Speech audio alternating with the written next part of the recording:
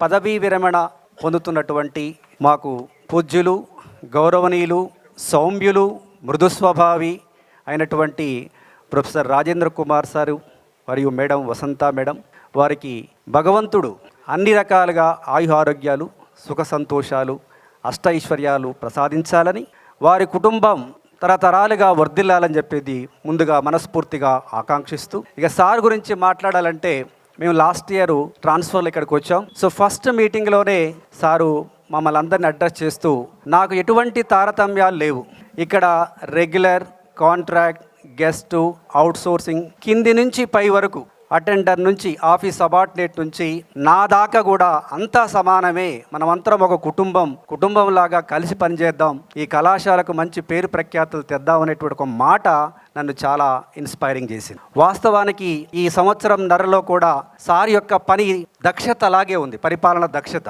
ఇంతమంది 100 మంది మేము ఇక్కడ పనిచేస్తున్నా కూడా అందరినీ ఏకతాటి మీద చక్కటి కోఆర్డినేషన్ చేస్తూ మమ్మల్ని ఎవరి నుంచి ఏ రకమైనటువంటి పని తీసుకోవాలో ఆ పని తీసుకుంటూ కార్యక్రమాలని చాలా సాఫీగా ముందుకు నడిపించేటువంటి ప్రయత్నం చేశారు. కాబట్టి నాకు జిజ్ఞాస కోఆర్డినేటర్, ఐఎస్ఓ కోఆర్డినేటర్ ఇచ్చినప్పుడు, సార్ నా డిపార్ట్మెంట్ ఇన్ఛార్జ్ ఉంది ఫిజిక్స్ డిపార్ట్మెంటు, దాని డాక్యుమెంటేషన్ వర్క్ చాలా ఉంటుంది వద్దంటే, లేదు నీలాంటి యంగ్స్టర్స్ పనిచేయాలి, మేము కూడా అసలు వేరు ఒక్కొక్కళ్ళు ఒక్కొక్క రక స్టైల్లో పనిచేస్తారు కాబట్టి మేము కూడా నేర్చుకోవడానికి అవకాశం ఉంటుందని నన్ను మోటివేట్ చేయడం జరిగింది. సార్ తప్పకుండా సార్ మీరు ఏ పని ఇచ్చినా నేను చేస్తానన్నాను. సో అటువంటి చక్కటి మనసు కలిగినటువంటి మానవతావాది అతను.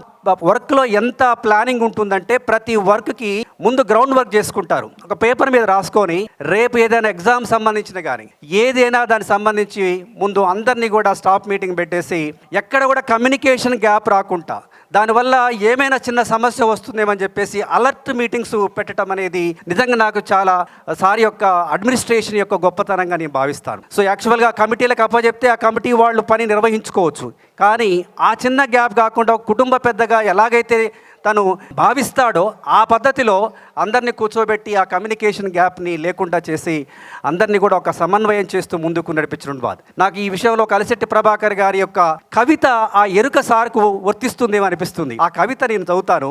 ఎన్నో సున్నితమైన పూలను మోస్తున్నామని విర్రవీగే కొమ్మల్లారా, ఎన్నో సున్నితమైన పూలను మోస్తున్నామని విర్రవీగే కొమ్మల్లారా, మిమ్మల్ని అనుక్షణము కంటికి రెప్పలా సంరక్షించే కాండం పరిస్థితి ఏంటి? మరి అది మీ వలే అహంభావానికి లోనైతే ఎన్నో ఏళ్ల తరబడి అజ్ఞాతవాసం గావిస్తూ అట్టడుగునే పడి ఉన్నటువంటి వ్రేళ్ల మాట ఏమిటి? పూలను మోస్తున్నామని కొమ్మలు విర్రవీగితే పూలను మోసేటువంటి కాండమేంది? అది తను అహంకారానికి లోనైతే వీటన్నిటిని మోసే అట్టడుగునున్నటువంటి వేళ్ల మాట ఏమిటి?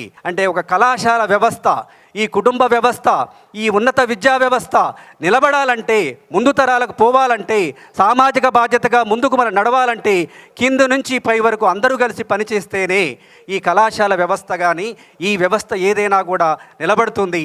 ఆ ఎరుకను గమనించి వారి పరిపాలన దక్షత ఉంది. సో దాన్ని తప్పకుండా మేము ముందుకు తీసుకెళ్తాం సార్, మా సర్వీస్లో తీసుకెళ్తాం. మీరు ఇదే విధంగా హాయిగా సంతోషంగా ఉండి మీ యొక్క ఆదర్శాలు ముందుకు తీసుకునే ప్రయత్నం చేస్తామని తెలియజేస్తూ